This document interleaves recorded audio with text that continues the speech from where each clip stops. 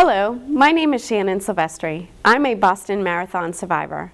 I'm also the hearing loss peer support specialist for the Massachusetts Commission for Deaf and Hard of Hearing, working with Boston Marathon survivors. You're more than welcome to join our presentation, and I can give you information on that after that as well. This vlog is about the value of peer support, especially for those who have experienced hearing loss following the marathon bombings in 2013. I had gone down to the marathon, never been there before, to watch a friend of mine run. I was there with her boyfriend. When the first bomb went off, we kind of walked closer. I think that was their intention. And then the second bomb went off, and that's when I blew my left eardrum, as well as traumatic brain injury and, you know, the things that followed, PTSD, etc. Of course you are. I remember that from the 70s coming to the Red Sox. Over the last 3 years, I have had direct contact with more than 200 survivors and family members. Many of the survivors were close enough to the blast to acquire hearing loss, tinnitus, or other blast-related injuries. The effects of hearing loss and tinnitus are real and can be complex to treat. So as a medical provider, I did not realize what resources were available for people that had hearing problems. It took me quite a long time to figure out that I actually had true hearing loss, and then what resources were available. Peer support is not a new concept in the public health sector. Most people understand that coming together to share in a common experience is beneficial over time. We're using the word faith. And I said, if that's your faith, then you have to believe he's where he needs to be right now. Following a mass tragedy or terror attack, peer support can be a lifeline. Although the cost is sometimes prohibitive, in the United States, we are essentially rich in hearing resources. But technology is not a cure to hearing loss. As a result of my hearing loss, I have extreme difficulty using stethoscopes for listening to heart and lung sounds. I have tried multiple technologies, even with Bluetooth, to try to connect through the hearing aids. But because of the frequency of loss, I still cannot really adequately hear things, which has greatly impacted my medical practice. It takes a holistic approach to recover from a traumatic event, and communication access is one part. Another reason blast-related hearing loss is complex to treat is similar to those with gradual hearing loss. Awareness that there is a problem often happens when it has reached a crisis point. She's actually just talking, telling her story, and not emotionally traumatizing herself at all. That's the goal, right there. That was I didn't notice that I had hearing loss for quite a while afterwards, because the first 6 to 8 weeks I heard underwater, as if you were putting your head underwater in the bathtub, and so you just waited for that to pass. And then I think I was much more wrapped up in the severe PTSD and the brain injury symptoms. It really was an afterthought. I didn't go in for a hearing exam until, I'm not sure, I didn't get hearing aids until a year later. If gone untreated or ignored, hearing loss can lead to depression, anxiety, and isolation. People like, what are you currently watching on TV? something really nice for us to do because hearing loss affects a person all day, every day, in countless ways that I don't even think we're fully aware of. You start simply not going places, because if I go to the coffee shop, I'm not going to be able to hear every word she says to me. The people behind me are going to start going, and they mean well, they're in a hurry, they're busy people. And the person behind the counter is going to get frustrated, I'm going to get upset and God forbid cry in public, and then I'm never going to want to go out for coffee because it's just so triggering and full of anxiety that it's not worth it. he went right back to work afterwards, and he was in captivity how long?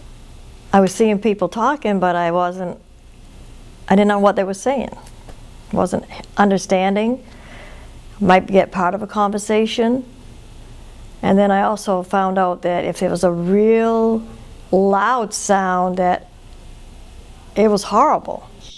On the right side, especially. The only thing that I make clear to everybody, and again, if you want to attend, let me know so I can put your name on the list, because some of you, anyone who's attended previously automatically comes. Certain sounds are bad. And the tinnitus, the ringing in my ears was horrible, and it still is. I used to have times that I wanted to get up in the night and bang my head on the wall. 4 days, and he was the political activist. I work in a call center, and they've hired more people. And I do Medicare sales, so I have to really be, my calls are recorded. I am dealing with people that can't always hear, so I have to be on point all the time. I'm trying to, oh yeah, I've got, you see that black to make his eyes? So that has gotten a little more challenging, especially as we're moving into the busy season, where we're going to be on the phone nonstop. And you could decide what you want to do. I have to run upstairs because I forgot. Ron, the father, who I'm very close with, his wife and him. For me being out of state, it was really, really important to be able to connect with the other survivors from the Boston Marathon so that I was able to be aware of what resources were available to other survivors, specifically with hearing loss. Peer support is another element to boost resilience and recovery. Peer support can be a great way to have peers come together for community building activities. This community building can be connected to the disaster-related needs or to anything else that you care about. Tal was in Israel on a bus, and she unfortunately had passed away with an attack, but her parents wanted to continue on her life story, and she really loved camels. So they asked us to draw pictures of camel in our own rendering, and they'll bring them back to Israel, and they'll put them up on the website. But that was my rendering of the camel.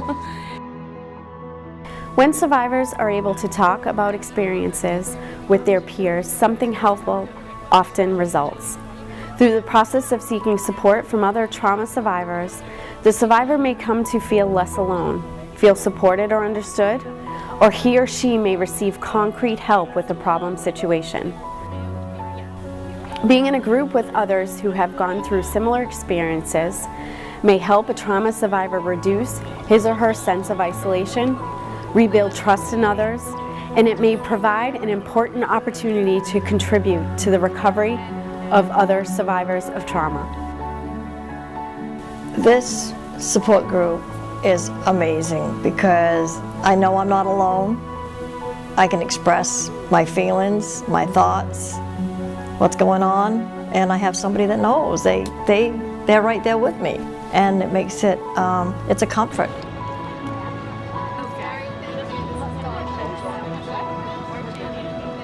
And they're just like a new family I have here.